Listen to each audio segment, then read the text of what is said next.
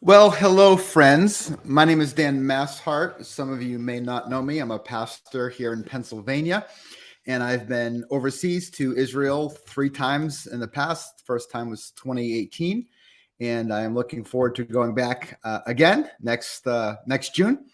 So this presentation is for two types of people. One, maybe you've never been on a trip like this. Maybe you never will be, and you just want to learn more about what is it that we are able to see and not see on a trip like this. Others may be actually interested in doing the trip now, this next year, or sometime in the future. And so this presentation will be specifically the places that we will be going on this trip next year. If you're interested in more information on that, I will leave it in a comment here on this presentation as well. So what I'm going to do, I'm going to try to keep this under an hour, and I want to walk through with you the places that we see. What are we able to visit? What are we not able to? I'm not going to answer a lot of specific questions at this time. It's going to be kind of more of a general overview. And then if you leave comments off to the side, I will be happy to answer those. You can reach out to me and we can talk about any questions that you may have. So let's get into it.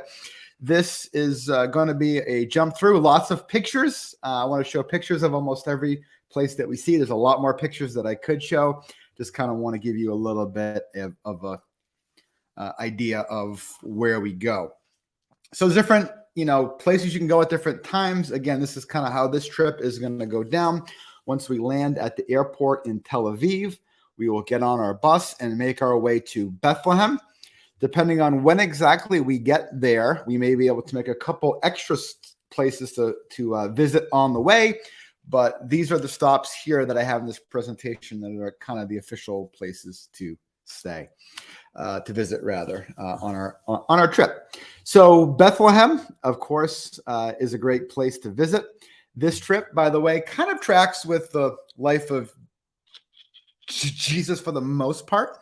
There's some other stuff worked in from different parts of the Bible based on places where we're going to be. But generally, we're starting at where Jesus is born in Bethlehem. And so that's one of our first places to visit. And one of the places that we'll go is the Shepherd's Fields. This is a friend of mine, Alan, inside of a cave. It's likely that Jesus was born in a cave like this, perhaps with a house built on top of it or around it. There's many of these natural caves around the area there. And so we can visit them, and it's a great place to get kind of an imagination for the kind of place where Jesus may have been born. And as we'll see with a couple different areas, there's places that we can visit that have a greater sense of kind of authenticity to them. And then we visit other places that are perhaps more likely to be the actual spot, but they're more developed. And so it's harder for our imaginations to kind of really get our minds around what it may have looked like. So we'll see a cave like this in the Shepherd's Fields. There's artwork in this particular cave to kind of imagine that scene. Now, outside the Shepherd's Fields, and again, I'm going to kind of mention just a few things along the way of kind of interesting experiences that we encounter. Does anybody know what that is? What kind of fruit that is? It's a pomegranate. The pomegranates grow that time of day that I was there last time, and you get wonderful sweet pomegranate juice. And these guys are all over the street selling orange juice, pomegranate juice, different things like that. It's just kind of a fun experience to capture that along the way. This is the Church of the Nativity that is in Bethlehem, and we will go inside there. This is, I believe, the oldest church that's been continually functioning as a place of worship in the Holy Land. Others have been destroyed by different people kind of coming and going, different groups of people over the years. This church has been had some substantial work done to it over the years, but the church here in Bethlehem, one of the kind of fun things that you'll notice here when you go in is that the doorway is really low. And the reason for that, it wasn't always that way. Once upon a time, when there was people that were in charge of the land that weren't very sympathetic to Christian worship, they would ride their horses into the church here. And of course, the people that were worshiping there, or the pastors that were part of that, were not a big fan of that. And so they made the doorway that size so that they couldn't ride a horse in there anymore. One of those fun little things, many of which we learn along the way on a trip like this. Now, this looks quite a bit different than the cave, doesn't it? This is the main altar kind of front area. Now, these churches in the Holy Land are belong to different types of Christians, different Christian traditions, denominations. This is Orthodox, and they have very fancy looking altars with lots of candles and incense and icons, like you'll see here. And it's, again, hard for us to get an idea of what it would have been like 2,000 plus years ago for Mary, Joseph, etc. But underneath that spot we just saw, we can go down and we see these steps that are very, very well worn. I'm not sure if the picture really captures that or not, but they have had many thousands and tens and hundreds of thousands of people that have descended and ascended these stairs over the years. And we see, once we get down there, something much more similar to the cave that we saw before in the shepherd's fields. And so this church, this big church with fancy upstairs, is built on top of a cave, and that's believed to be the cave where Jesus was born. Now, when we're there, we'll talk a lot more about authenticity of sites. How can we know? And each place has its own different archaeology, history, things to be said for it. Some spots have a lot to be said for them. Some are just kind of in a general area, and it's hard to know with any real certainty, but they're just remembered for that reason. And I will try to be very honest about what's what and where they're along the way. This is Bethlehem by night from the top of the hotel that we were at. It's last time. I hope to stay here again as well. The St. Joseph Hotel is a nice place. And there's actually 3 different towns that have kind of all blended together now. Bethlehem to kind of become a little bit bigger than the village of Jesus's birth. But of course, Bethlehem has a lot of history. It's the town of David, where he's from. We see the book of Ruth with Boaz takes place in Bethlehem. And so there's a lot of significance to this particular town. One of the things that Bethlehem is known for is their olive wood carvings, particularly the Christian population in Bethlehem, which is not as big as it used to be. Bethlehem's on the West Bank. I'll talk about that for a minute in just a second. But one of the places that we'll stop is a place where we can actually see them making some of these olive wood carvings in a workshop. And then this place we'll visit that has things for sale, all the way from small crosses and keychains all the way to carvings like this, to giant nativity sets, and with all kinds of levels of detail, etc. Even if you're not interested in buying some of these larger pieces, they're wonderful to look at, the carvings and the wood grain and the artistry that goes into them. But I recommend trying to, if you're going on a trip like this, bring something back that gives you a good memory, in a sense, of this kind of trip. Now, there's a wall between the West Bank and Israel proper. And if you're familiar with any of the politics of the situation, you very much encounter that right on the ground here on a trip like this. We hear about things in the news about Palestinians and Israelis and West Bank and things that kind of arise there. But you experience it as we meet all the different kinds of people that live in the land. And as well, we see things like these checkpoints that people go through to cross from one area to another. A lot more can be reflected on there on a trip like this. This wall has become a place of a lot of art. And so some of it's kind of protest art, some of it's just art for art's sake, but it's interesting to look at these things that we find here. So you see there, it's just a quick map. There's that dotted line that's there around what's the West Bank. That dotted line is either that wall like we just saw, or fencing that needs to be sort of crossed through to go up from one side to the other. So we will, visit spots, and both of those places will be up north, going right through the midst of some of that. Will as well be in Bethlehem and Jericho, which we'll visit very quickly here as well. There's Jericho. That's where we're going to go. Jericho is a place where you can get a camel ride, and there's a few places for that if that interests you. You see the kind of desert climate there behind. And this spot here in the middle is the remains of ancient Jericho, oldest city there.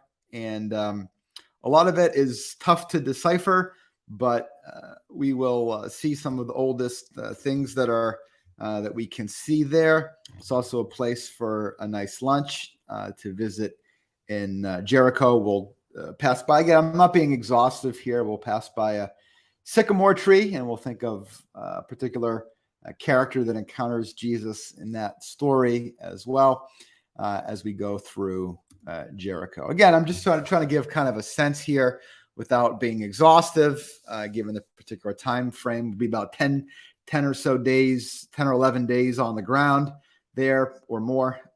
So I'm obviously going very quickly through this particular thing. One of the things you'll notice is the different types of terrain throughout this presentation that are going on here. This is the Judean wilderness, a place where we think of and remember Jesus's temptation. The traditional Mount of Temptation is not far from where we were just at in Jericho, and we'll get a chance to reflect a bit on that. But this place here, Wadi Kelt, there's me on the edge of it, and you can see down there at the bottom where there's some water access, there's a little bit of green, but there's a lot of desert type climate here in this particular place. And if you see down to the right side of me there, this dark shadows that are in here. And so between the kind of desert climate, the shadows that come there, and the reality that if you were in that particular place, if you didn't have water, if you were in the heat of the day, if you were perhaps attacked by bandits, if you will, along the way, that this is a great place to imagine in Psalm 23, the valley of the shadow of death. And so sometimes this area is referred to as the valley of the shadow. And we will stop here, make a visit. And I just want to comment and say that, and you'll have to take my word for it unless you're going to see it, that pictures do not capture the landscape in any of these places. Both the depth, the heights, the richness of it is really something to behold. And the pictures do not do it any kind of justice. Now, you can't be in the land without talking about a guy named Herod, because his fingerprints are all over the place because of the building projects that he was involved with. He's called Herod the Great, not because of his character. He shows up in the Gospels after Jesus's birth, where he is so paranoid, Matthew's Gospel, that he wants to get rid of all the babies in Bethlehem to make sure that this baby that's born the king will not be a threat to him. So he's not the great because of his character. We'll talk more about him, but he's rough in his paranoia. But he did some great building projects along the way. Not far from Bethlehem is this fortress called the Herodian.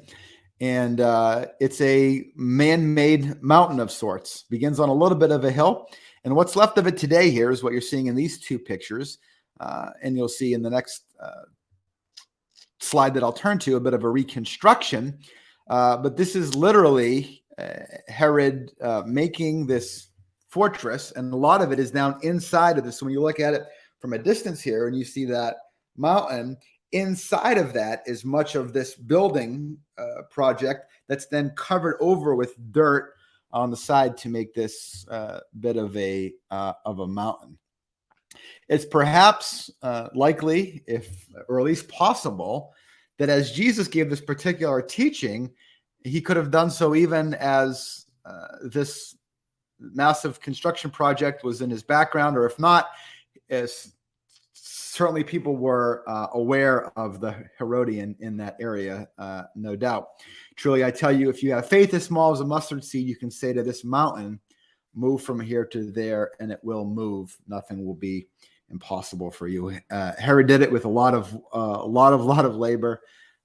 Jesus invites us by faith into something different. Here's a reconstruction there on the side of of what would be kind of out of the top of that, none of which is really left much today.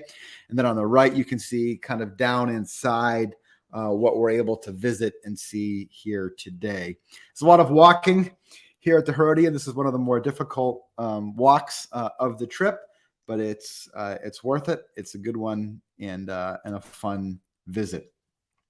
One of the other places that we will go and visit from there is off to the Mediterranean Sea, and another of Herod's major construction projects at Caesarea Maritime, right, which means ocean by the sea there. This is a illustration of a potential reconstruction of what the town may have looked like in the time of Herod. The Roman theater in the bottom there, we will visit that. Herod had a palace, we'll see, that sticks out into the Mediterranean. But one of the substantial things about this is that Herod made a harbor where there was none by using one of the first applications of hydraulic underwater cement, concrete, to make this harbor in order to make this town. One of the interesting things you'll see there right smack in the middle, which is interesting for a king of the Jews, is a temple of Augustus. Now, Herod didn't do this in Jerusalem, but here, right on the Mediterranean, we see Herod's kind of wanting to honor the pagan polytheistic nature of the Roman Empire. So this is what we can see today. And this, again, picture doesn't capture it. It's such a beautiful place to visit there on the Mediterranean. Just wonderful blue water and an amazing place to be. On the side there, on the left side, is an aqueduct that we'll visit. Still remains today. You see the ocean behind it. Herod had that aqueduct built, and it's still there today. On the right side is a mosaic tile floor from the palace that juts out into the Mediterranean Sea. So you could be in this palace and have ocean on three sides of you as it sets there. And so this is still remains today right on the edge. The kind of waves as they come in wash over this mosaic floor still today. It's an amazing sight to see. From there, we'll travel inward and see Mount Carmel. If you're familiar with your Old Testament, you'll know this guy here on the right. In his major story, that's the prophet Elijah and his showdown with the prophets of Baal on Mount Carmel. Quite an overlook. Again, the picture does not capture this, the depth of this scenery. You can already see in opposition to the valley of the shadow in the Judean wilderness, how different this is with a lot of greenery. It's a beautiful area as we're moving into the Galilee direction. Tel Megiddo is an ancient city. I won't say a lot about it. It's a place where a lot of the kings in the Old Testament were at. It's mentioned several times along the way, and it's a substantial archaeology site. On the left side there, you can see that kind of wedge of pie that was sort of taken out of it. That's how archaeologists kind of go through the different layers without destroying each entire layer as they go. A lot of things have been discovered there. It's also where the word Armageddon comes from, Har Megiddo. It pops up in the book of Revelation, and we'll talk a bit about that more as we sort of go there. On the left, you can see a great example of, what is that? Any guesses? It is a manger. This was the kind of likely manger that Jesus would have been laid in, not made out of wood, but cut out of the rock, that would last a long, long time as a feeding trough for animals. So good. That's not the one. We're not anywhere near Bethlehem at this point, but one like that. On the right side is a tunnel carved from the rock that is there at Megiddo to get water in. It's a fun visit. A lot of steps, but it's a great visit. So from there, we land at Tiberias, which is on the Sea of Galilee, one of the best places, again, to visit. And we spend a lot of time there, well, a few days, and kind of a lot of Jesus-type sites. This is the view from the hotel that we stayed at last time I was there. You can see a cross. That is the other side of the Sea of Galilee. It's not really a sea, it's a lake. And it's not that big, but a lot happened along the shores and on this Sea of Galilee and the life of Jesus in these gospel accounts. And it's a lovely place to be. And so after we check in the next day, we're on to several visits around spots where we think of examples from Jesus's life.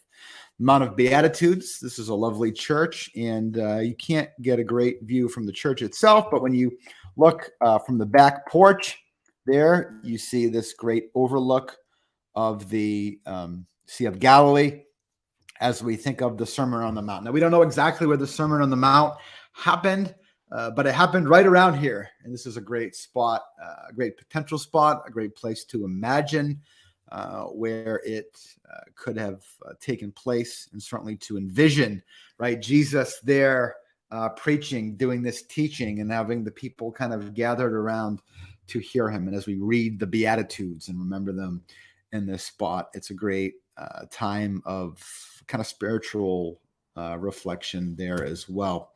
We go from there to the shores, not far away, where we remember at the end of John's gospel, after Jesus' resurrection, the disciples are back out in their fishing boat, and Jesus is walking along the shore, and there they see him from the boat. And of course, Jesus has a substantial conversation encounter with Peter there. And so this is, again, exact spot. We don't know for sure.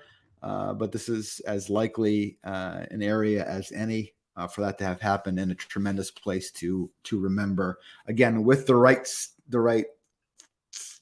setting, the right area for this kind of thing to have happened.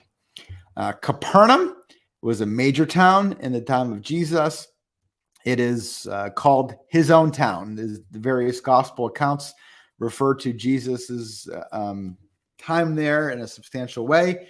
He was born not here, but in Nazareth, where we will visit as well. But as he kind of began his public ministry, Capernaum was his home base.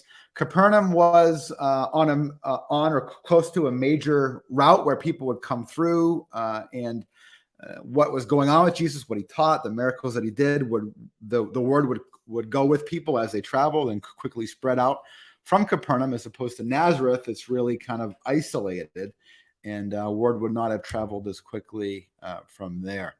We read in Mark chapter 1, verse 21, Jesus went to the synagogue and began to teach. This, friends, is the place. This is the spot. It is the synagogue in Nazareth. Now, the white stones on top were not there in the time of Jesus, but the black stones that are at the base, those are black because of volcanic activity and history past, created that black type of rock that was used for a lot of the building projects. But the base remains from the time of Jesus. So this, as we walk through this synagogue, remains today.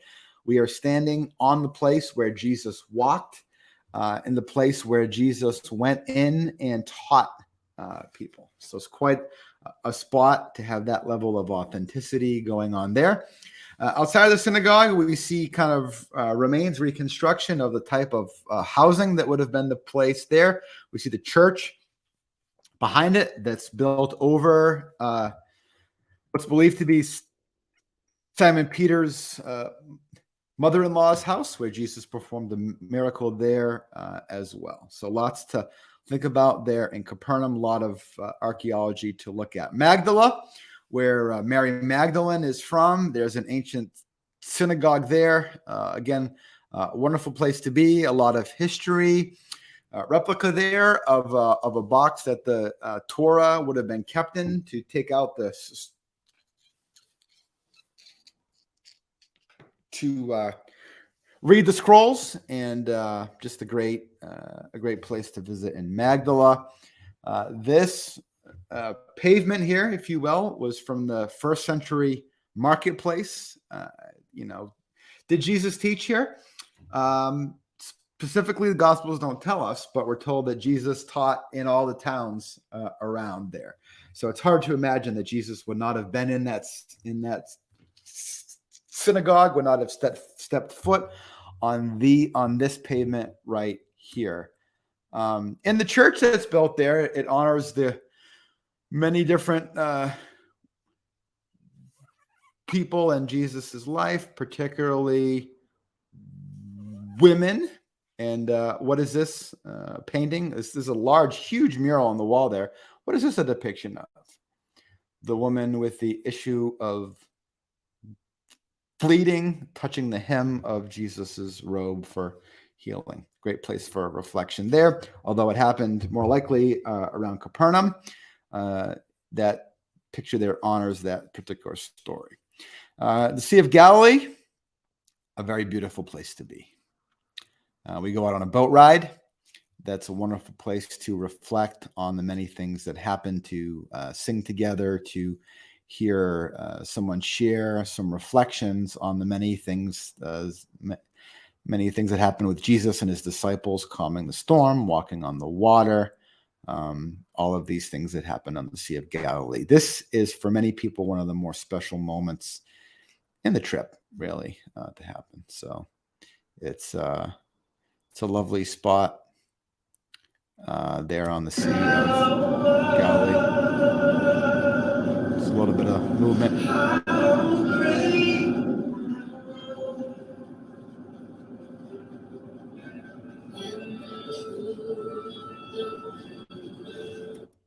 One of my favorite places. This is a replica of a boat that was discovered. This isn't the boat of Jesus and his disciples, but this is the kind of boat that they would have been on, and there's remains there that we will be able to visit. I've never seen the actual boat remains before, but this is a replica model of the boat to kind of give us an idea of the size and design of a boat like they would have used for fishing and travel. You see a spot there up under the front where Jesus rested during the storm, when Jesus' disciples weren't a big fan of that. Mount Arbel, sometimes called the Valley of the Doves, is right outside of the Sea of Galilee, and there's an overlook that we're going to try to get up on top of to see out over and all the sights. This is the way between Capernaum area, Sea of Galilee, and Nazareth, where Jesus was born and came from. Not born in Bethlehem, but where after they came back from Egypt, where they lived. And so this is the way. You either go up over the mountain or you go through the pass. So you go through the pass, and we can see, again, another place where Jesus would have walked. Wonderful memories here. Caesarea Philippi, we're going up north here, and having a map is helpful to see these different places. We're going up north, Caesarea Philippi. This is, of course, a place where around this area where Peter makes his confession. Jesus asked his disciples, "Who do you say that I am?" Some say the prophet, right? And Jesus says, "Well, what about you? Who do you say that I am?" Peter says, "You are the Christ, the Son of the living God." Jesus' response, right on that rock of his confession of Jesus as the Messiah, he will build his church, and the gates of Hades will not prevail. This, years ago, that cave there was thought to be the kind of entry to the underworld, and the water you see down below the time of Jesus, came out of the mouth of that cave. There was an earthquake sometime later that now it comes down below there. But the mouth of the cave was where the water came forth from, and kind of the people around, the kind of pagan culture idea was that was the kind of entry to the underworld, the gates of hell, if you will. And so certainly a tremendous backdrop for Jesus' telling of that story. And so that's really helpful and interesting right there. Again, a lot more can be said about all these things. I'm trying to move more quickly. Taldan, again, we're in the north. This is where the origins of the Jordan River come from, off Mount Hermon, these water flowing down, and these different springs and things that will feed into the Jordan River, into the Sea of Galilee, and then down, of course, through the Jordan to the Dead Sea. That's to follow. Again, a beautiful place to be. Rushing water. This is an ancient gate from the time of Abraham. Again, interesting spot. City gates here. As we think about city gates in the Bible, you see these little areas off to the side where the elders of the town would meet, and the side things where if the city was going to be attacked, the people that were armed to defend the city would be in these gates as people came through to kind of come in and defend the city. So you will see a good example of that there. Again, we'll tell more of the history if you're not familiar with your Old Testament stories. This kind of will connect there. After David, after Solomon, the kingdom is divided. In the northern kingdom of Israel, Jeroboam comes up here, and he has the great, by which I mean terrible, idea to make golden calves to worship. So we'll talk about that. Kersey is a spot I've never been to before, but we will be in next June. That's across the lake. And here we remember the man who's demon possessed, and Jesus casting those demons into the pigs. I'm looking forward to visiting this spot. I'm not going to put a picture because I don't have one yet, but I am excited to be there. From there, as we travel out and leave the hotel there in Tiberias, which we will be for a few nights, we're going to Nazareth. Nazareth is where, of course, Mary was when she receives the Annunciation. This is the Church of the Annunciation that's there. And around this church, this is just one example, are all various artworks sent in from around the world of Mary and Jesus. This is not what we're used to seeing, right? And so it's fascinating to see all of the different countries having Mary and Joseph looking like them. And so you see every different ethnicity, and most of which paint them in their likeness. Now, if you're not comfortable with that, but you're comfortable with a very white European or American looking Jesus, that's no closer to the actual Jesus and Mary than this picture is, because they did not look exactly like us. But each culture relates to the story by imagining Jesus being like them, right? So there's a plus and minus to that. There's some archaeology from first century beneath the church here that we will explore as well. Outside of Nazareth, remember when Jesus is in the Nazareth synagogue, and he makes some claims about himself in the fulfillment of Scripture that they're not a big fan of, and they take him out of town to a precipice where they want to push him off. Of course, he walks away through the crowds and doesn't do it. Again, this picture does not do justice to the height of this spot. That gives us a great place to imagine that story happening, that we will stop and visit. As we travel south back towards Jerusalem, we are going through Samaria, modern-day Nablus, ancient Shechem, and we will stop at Jacob's Well, which is now in the basement of a church. But this is an ancient well, and there's not a lot of ancient wells around here. So fascinating to think about. We could be at Jacob's Well right here, right? Great chance of it, where Jesus encountered the Samaritan woman, John chapter 4. What a great spot to visit. We will go and stop for lunch here, an amazing lunch. One of our friends here, Phil, having this awesome bread. This meal is fantastic. And I've not talked a lot about the food, but the food is great here. We're in Jerusalem, which is our last kind of hotel spot where we'll spend several days camped out of Jerusalem and go to some different places from there. The Mount of Olives gives us this iconic overlook of the city of Jerusalem. You'll see there in the center the modern-day Dome of the Rock, where the ancient temple was, and that whole section where that wall is the Temple Mount area. We will spend a lot of time exploring around the walls. The Western Wall we'll visit, and you'll see some pictures of that in just a minute. This is the Palm Sunday Road that we will take from there. And at the bottom of that is the Garden of Gethsemane, where we'll see these ancient olive trees from the, how old, it's hard to say. These trees are old. And the thing about an olive tree is that even the roots, the base will live when the rest of the tree dies and continue to sprout out new growth from it, which gives us this wonderful imagery of the hope of the promises of David that will become alive in Jesus. A great spot to visit.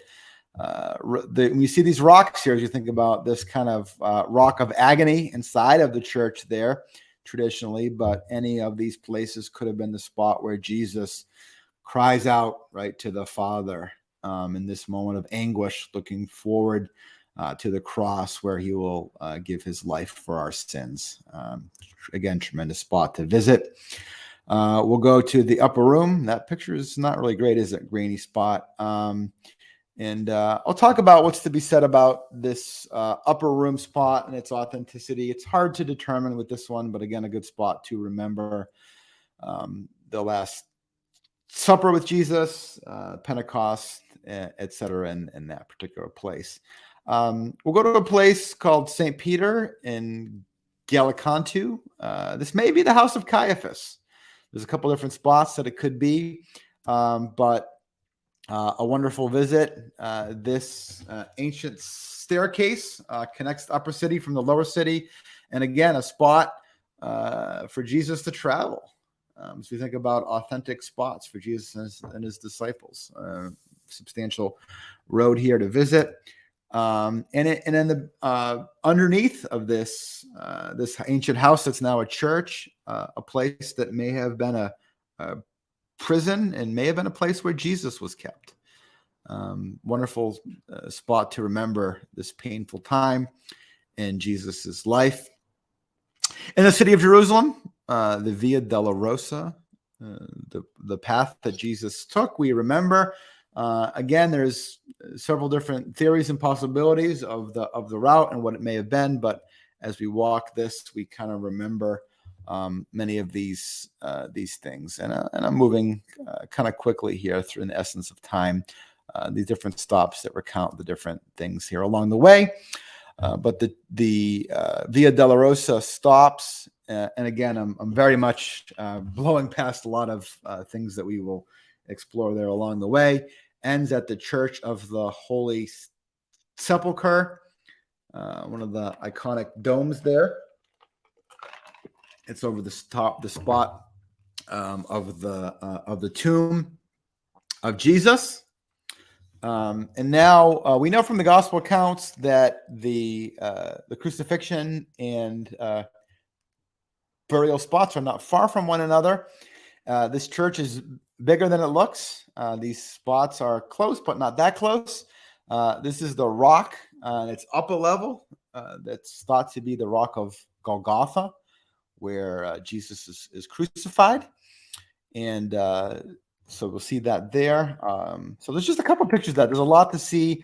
Church of the Holy Sepulchre. But I'll point out right now that it's for us, kind of like the church in Bethlehem. It tends to be kind of a disappointing place because it's so developed, because it's so busy. It's hard for us to get an imagination of what that may have been looked like. Although this spot has a lot to be said for it as far as authenticity and historical possibility of the actual place. The Garden Tomb, which we'll see later, is a much better spot for our imaginations to think about that. We move on to the Western Wall, sometimes called the Wailing Wall.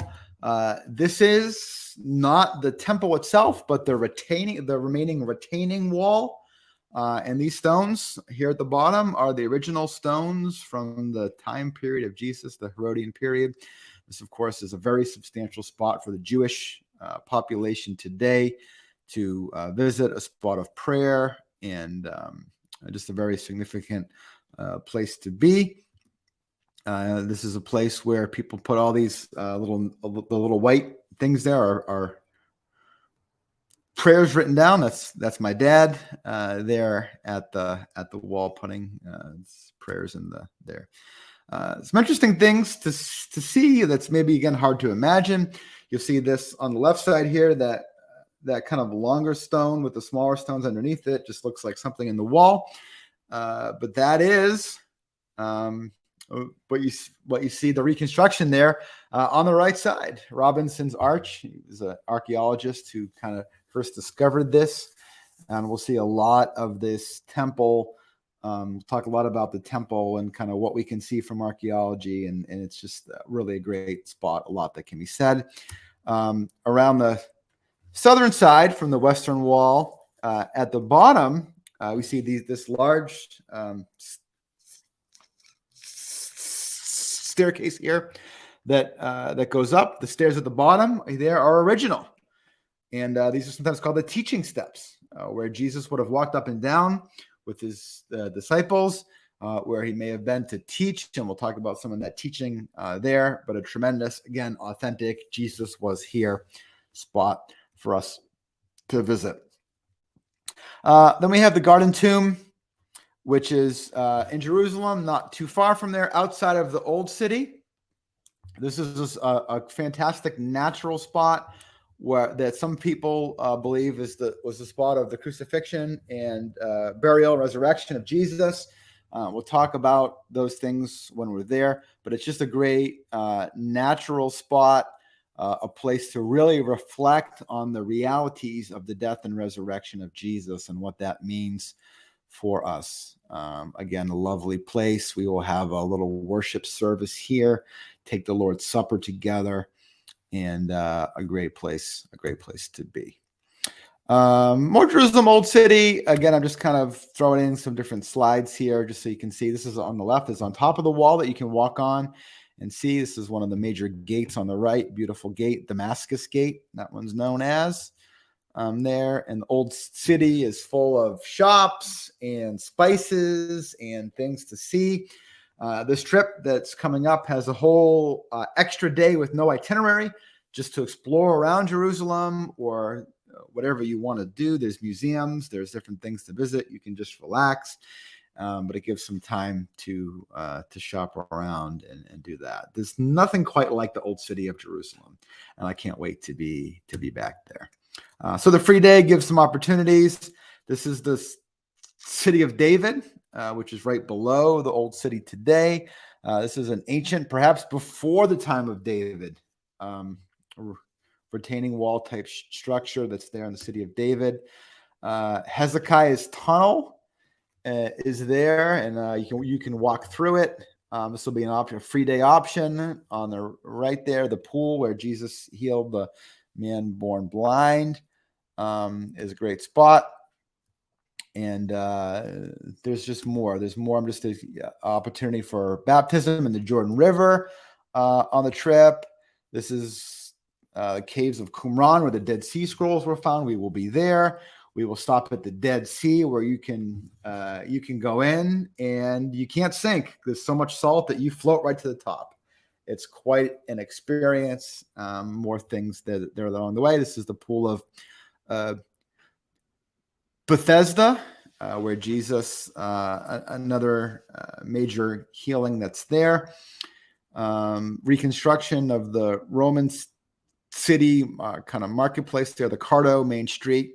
after the time of Jesus. Again, a lot of food, a lot of bread that's happening there. Oh, now I'm getting hungry. So hopefully you're hungry. And one of the greatest things about a trip too is the people that you travel with. Some that you already know, some that you get to know. It's just wonderful to share the experience with people there along the way, the meals together, the experiences that you have. It's just a wonderful time. If you have questions, I'd love to talk with you. We can talk on the phone. We can do video chats. You can type in questions in the comment box, and I'll get back to you as well. So that gives you hopefully a little bit of a sense just of the trip in general. But there is a trip coming up that I'm leading next June, a year from now, just about. And information is there for that trip. The biggest discount is if you sign up by next month, by July, I think, gives you a $150 discount off the price. So I'd love to answer any questions. I've got actually a document of even more information.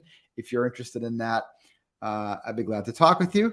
Again, any questions at all, please feel free to let me know. And hope you all have a great day. It's been nice to spend this time with you.